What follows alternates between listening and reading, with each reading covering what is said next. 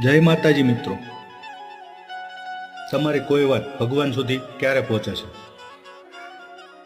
જો તમે કોઈના માટે પ્રાર્થના કરી રહ્યા છો અથવા તમારા દિલની વાત ભગવાનને મનોમન કરી રહ્યા છો, તે સમયે તમારા શરીર પરના રૂવાટા ઊભા થઈ જાય અથવા તમારી આત્મા ધ્રુજવા લાગે છે અથવા તમારી આંખોમાં આંસુ આવી જાય, તો સમજવાનું તમારા દિલનો અવાજ ભગવાન સુધી પહોંચી ગયો છે. કારણ કે આ ફક્ત તે લોકો સાથે જ થાય છે તે દિલના સાચા હોય છે, જેમણે દુઃખ સહન કર્યું હોય અને કોઈનું ખરાબ ઈચ્છતા નથી. આવા લોકો તો ભગવાનને ખૂબ જ પ્રિય હોય છે. મારી વાત સાંભળવા બદલ તમારો આભાર મિત્રો. જો આ વાત ગમી હોય તો તમારા દરેક પરિવારમાં શેર કરો, લાઈક કરો